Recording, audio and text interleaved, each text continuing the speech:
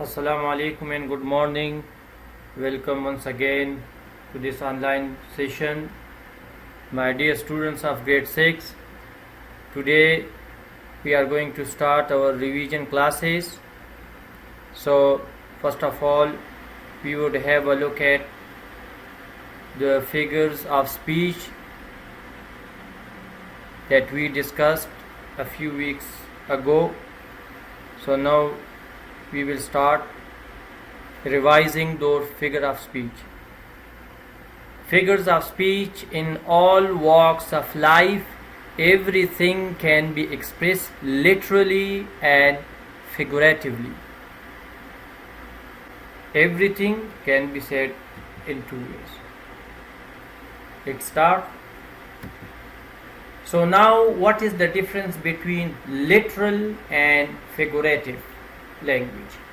Literal and figurative language. What is the difference?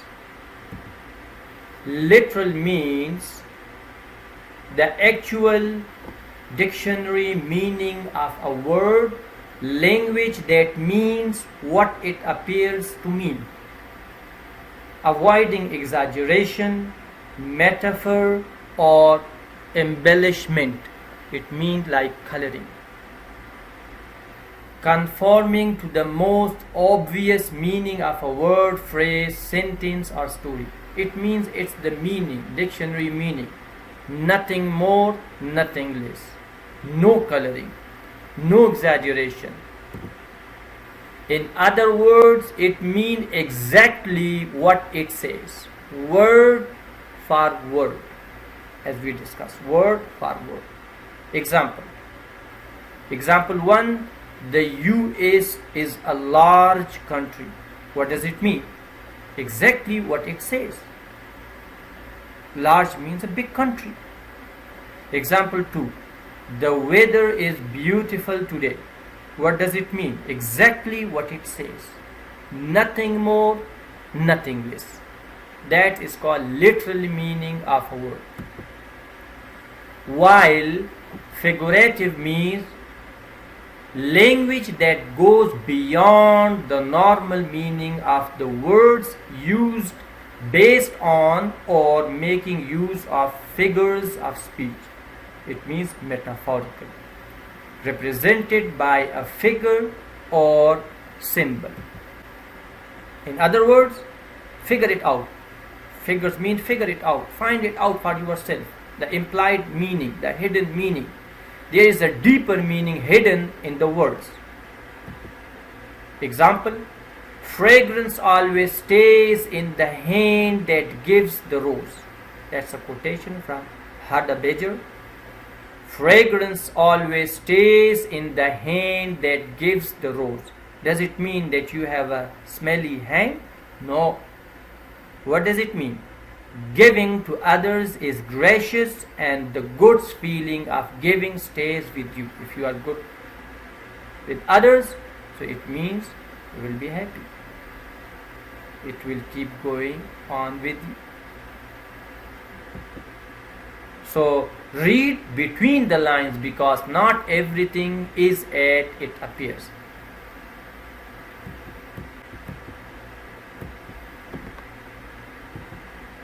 Now, introduction, figure of speech. Writers often uses figure of speech in both literature and poetry to enhance their writing. Figures of speech present ordinary things in new or unusual way. So they communicate ideas that go beyond the words' usual literal meanings.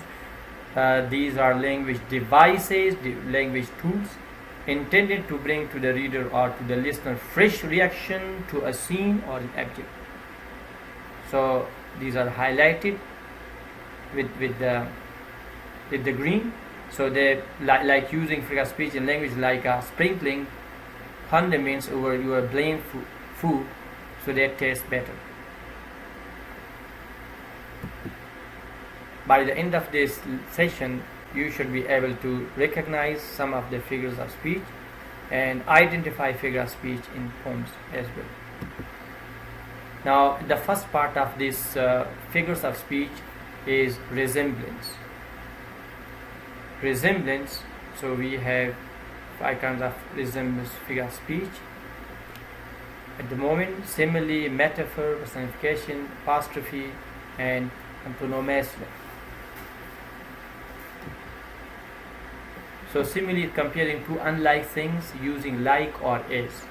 So we bear her along like a pearl on a string. She sways like a pearl, she hangs like a star. His temper was as explosive as a volcano. So you can see like. She sways like a pearl. So it means comparing, simile.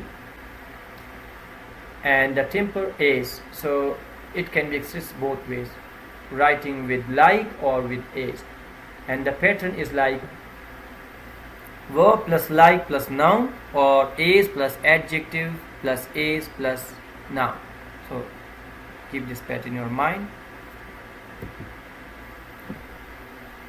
Examples: friends like parachutes. If they aren't there the first time you need them, chances are you won't be needing them again. James A. Lowell, Jr. is the quotation. So does this mean that I should jump out of an airplane with my friend strapped to my back? Absolutely not. Friends are being compared to parachutes using the word like. Friends, parachutes. Friends and parachutes are dissimilar. They are not similar and unlike each other. Yet we have found a way to relate and compare them. So we find a way out to compare both of them. What is the meaning of parachute? So parachute must be there for you the first time you need them, or you will fall to your death.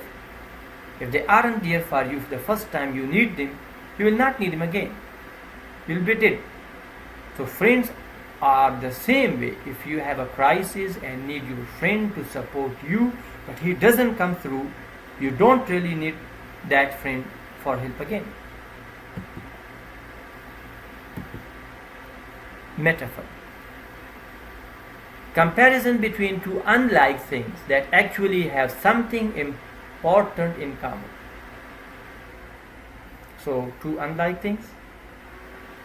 Life is one big roller coaster ride. The boy is a fish in the water. He is my knight in shining armor.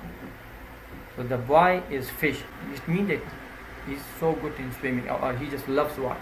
So he's a good swimmer, it's a fish in water. Same like a life with big roller coaster ride. Same like he is my knight in the shining armor. So a good laugh is sunshine in a house. So does this mean that a laugh is actually light from the sun? Absolutely not. A good laugh is being compared to sunshine by saying that it is sunshine. So laugh, sunshine. A good laugh and sunshine are dissimilar and unlike things being compared to each other. So unlike things being compared to each other is called metaphor. So what is the meaning of sunshine? Brings joy and happiness to people. It brightens up a room, a house, or wherever it rays bright. So laughter does the same thing. It also brings joy and happiness to people and brightens up a room, a house, or wherever it is heard. Now you can see this is the comparison between simile versus metaphor. For example, in simile we say, in the battle he fought bravely like a lion. But if we want to use metaphor, he was a lion in the battle. You see, without mentioning as or like. Straight away, he was a lion in the battle as metaphor. Next example, she was as busy as a bee handling several tasks at once. So as. You see, the first one is like, the second one is as pattern. And the metaphor, she's a busy bee flitting around the office handling several tasks without mentioning any as or like. Now, the next one, the boy is as messy as a pig. So, and the boy is a pig without mentioning as or like.